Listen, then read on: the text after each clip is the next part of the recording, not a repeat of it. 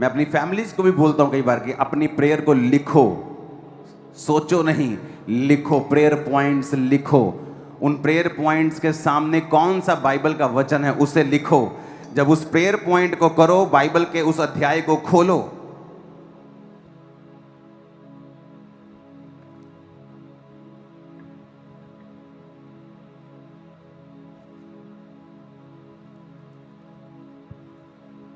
ये मेरा prayer points है, इसे जूम मत करना। ये देखो, हल्का सा दिखाना। ये मेरी बाइबल के पीछे प्रेयर पॉइंट्स लिखे हैं। ओके, ये लोग जूम कर करके आप देखेंगे। ये मेरी बाइबल के पीछे के प्रेयर पॉइंट्स हैं।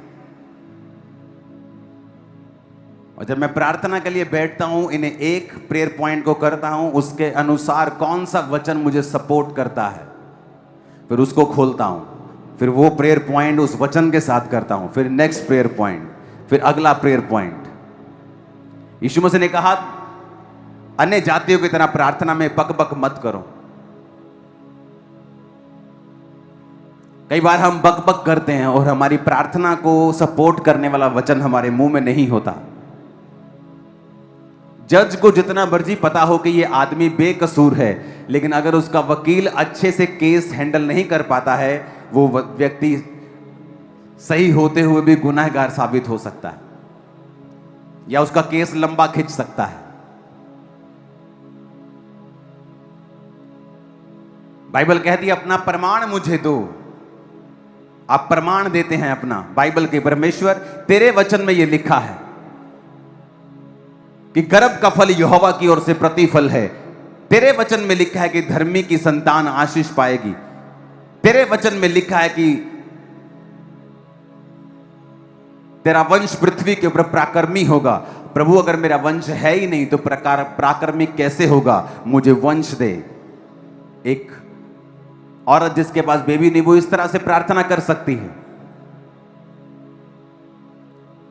लेकिन अगर हमें वचन के बारे में नॉलेज ही नहीं है, वचन के बारे में पता ही नहीं, वचन पढ़ते ही नहीं, बाइबल पे धूल जमी हुई है, तो शैतान हमें इग्नोरेंट रखता है कि हम परमेश्वर के वचन के अधिकारों का प्रयोग ना कर सकें।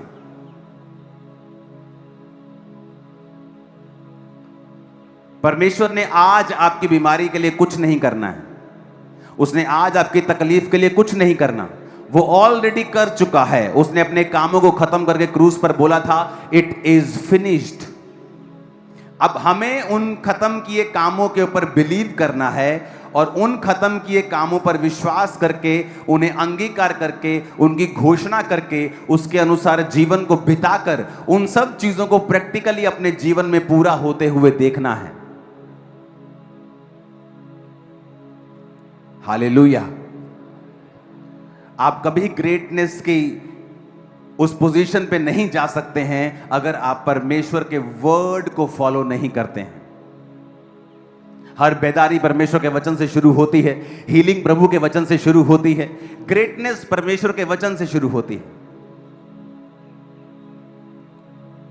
एक फल ही तो खाया था हवा ने और आदम को खिला दिया था। क्या था इसमें? कोई बड़ी बात थी क्या? फल ही तो खाया था। लेकिन बात अनआज्ञाकारिता की है, बात परमेश्वर के वचन की है, बात परमेश्वर के वचन को आदर देने की है। बात यह है कि आज आप उस परमेश्वर के वचन के ऊपर कितना स्टैंड लेते हैं, या आप उसे पर्सनलाइज करते हैं कि नहीं। हजारों लोग इस सिचुएशन में होंगे, लेकिन मैं आपको बता सकता हूं, उन हजारों ने परमेश्वर के वचन के ऊपर स्टैंड नहीं लिया।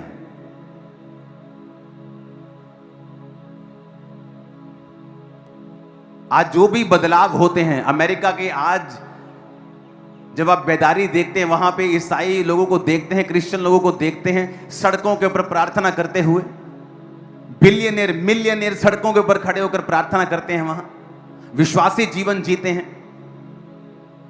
जवान यंग लड़के लड़कियां शादी के बिना कोई संबंध नहीं रखते किसी लड़के लड़की से, पवित्रताई का जीवन जीते। और अगर आप देखेंगे अमेरिका की बेदारी 1900 में, जब परमेश्वर के बड़े बड़े सेवक जो आज खुदा में सो चुके हैं और प्रभु के पास स्वर्ग में हैं, आप उनकी जीवनी को कभी पढ़ना। उन्होंने प्रार्थनाएं की हैं, परमेश्वर के वचन के ऊपर खड़े रहे, हिलो मत, कि परमेश्वर तेरे वचन में लिखा है कि तूने हमें बीमारियों पर अधिकार दिया है। एक सेवक अड़ गया परमेश्वर के सामने, कनाडा का सेवक था, अमेरिका में उसकी सेवक आई थी, अड़ गया परमेश्वर के सामने, कहता प्रभु तेरे वचन में लिखा है तू चंगा करता है, मुझे ये चंगाई की सामर्थ्य चाहिए, कुछ भी कर मुझे चाहिए, या मुझे ले जा, मुझे दुनिया से ले जा, लेकिन मुझे ये सामर्थ्य चाहिए लोगों को हील करने की। और जब वो एक जगह पे जा रहा था प्रार्थना करते हुए, तो सामने से कोई टॉर्च लेके आ रहा था ऐसे चलता हुआ। उसे लगा कि शायद कोई चौकीदार है या कोई और आदमी है, तो वो जब टॉर्च लेके उसके पास आया, वो स्वर्गदूत था और उसके हाथ में बाइबल थी जो चमक रही थी। सुनो, ये रियल स्टोरी है।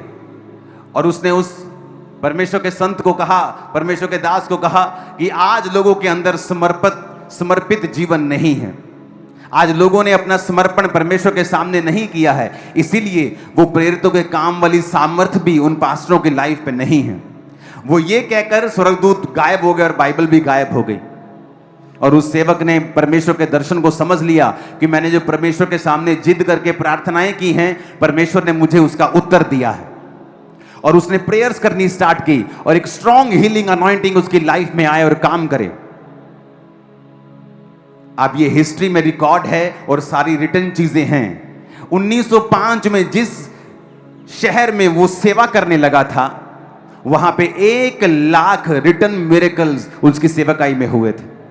और जब अमेरिका के डिपार्टमेंट्स ने उस शहर का सर्वे किया, और जब पूरे देश का सर्वे होता है, तो उसका जो शहर था पूरे देश का सबसे ज्यादा हेल्थी और चंगा शरीर वाला, जहां सब लोग चंगे थे, पूरे देश में वो शहर, वो कस्बा नंबर 1 था पूरे देश, पूरे अमेरिका में। क्योंकि इतने मिरेकल्स उसकी सेवकाई से हुए, इतने हीलिंग्स उसकी सेवकाई से हुई, क्योंकि एक परमेश्वर के दास ने स्टैंड लिया कि मैं परमेश्वर के वचन के ऊपर चलूंगा। जब आप परमेश्वर के वचन के ऊपर स्टैंड लेते हैं और खड़े रहते हैं, और ये बहुत बड़ा नहीं होता है, शुरुआत बहुत बड़ी नहीं होती है, छोटी सी होती है।